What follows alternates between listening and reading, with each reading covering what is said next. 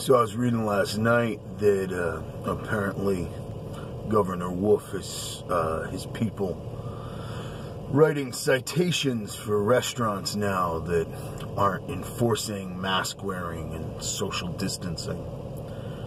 To be honest with you, I was quite surprised actually that it was being enforced. The state police are doing it.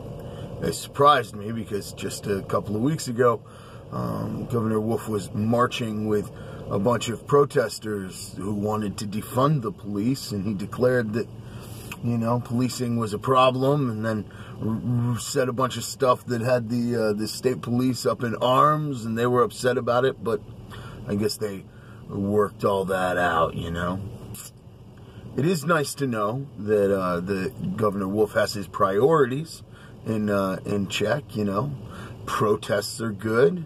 And if you want to tear down a statue or bust up somebody's personal property and burn down their building or steal their stuff, then that's fine. But if you would like to exercise your personal liberty to walk around without a mask, well, then that's going to need to be punished. Wow. Talk about living in Escher's world. Listen, masks are not a political issue. I know a lot of people have kind of tried to turn them into one, but masks are not the political issue. Disease is not a political issue. There's the mainstream media, the way they report on it, the way people are acting all across this country, you would think that this was a highly charged political thing. It's not a political thing. It's they're just masks, and disease is disease, and people get sick, and people, those are part of life. The political issue is the question about personal liberty.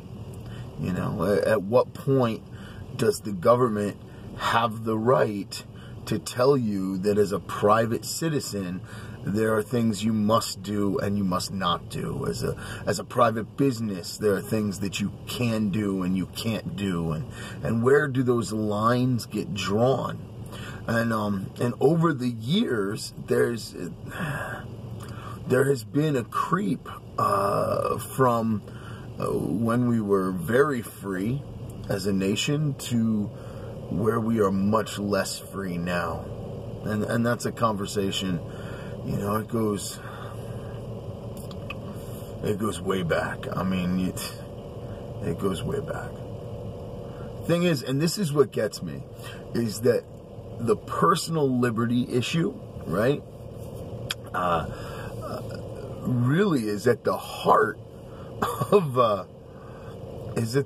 the pro-choice movement. I find it fascinating. I keep seeing this meme pop up about how conservatives are like, you can't have an abortion because it'll save a life, but they don't want to wear a mask because, my body, my choice.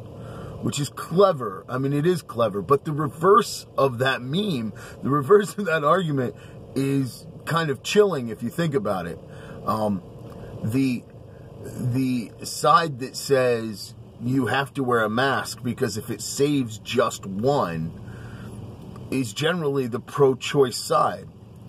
The only valid argument for pro-choice, when you look at legal arguments, is that because it's your body, it's your choice. It's an aspect of private property. And so this whole thing of personal liberty, as it ties to private property and individual autonomy, all of that is wrapped up in this conversation of personal liberty. And but we're not ready to have that conversation. Our society we are ignorant. We live in an ignorant society. We've lost our history. We've lost the ability to think and to reason, to distinguish between a valid argument and a correct conclusion. And part of that is because we're all wearing masks. I saw this great post from a friend of mine the other day on Facebook, and he said we were all wearing masks. We've always been wearing masks. It's just now that we're being honest about it. And I thought, man, that's really true. Most of us, most people, all people, at some point in their life, mask their real selves so that they can be the person who they think others want them to be. It's just that now, with the mask mandate, people are beginning to feel that sense of isolation. And some people I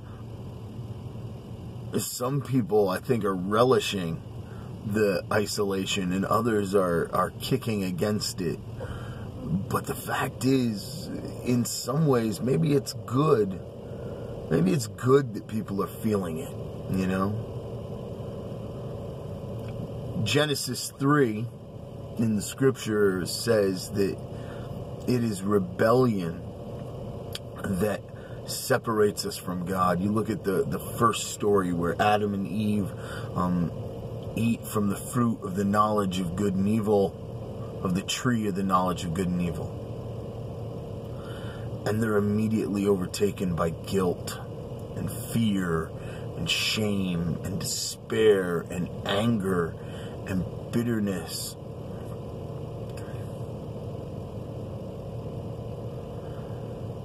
And that's the human experience. Our failures, our failure to live as God intended. And I don't mean like in a moralizing sense. I mean like God created you to be in relationship with Him, to be His partner in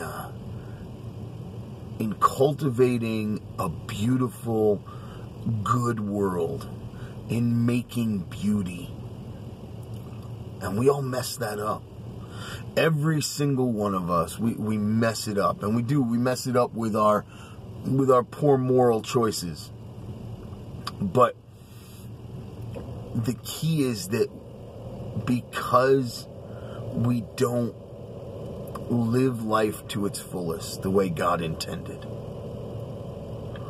the consequence of that is what the Bible calls sin. It's failure. And that failure in each of us results in guilt and shame and fear and despair and bitterness and anger and those things that kind of just ooze out of us. And so we wear the mask.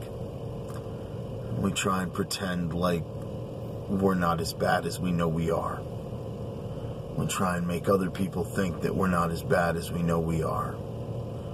Because we're afraid that they're better than we are, and if they knew how messed up we are, then they wouldn't love us. They wouldn't let us near them, and we desperately want to feel connected to others.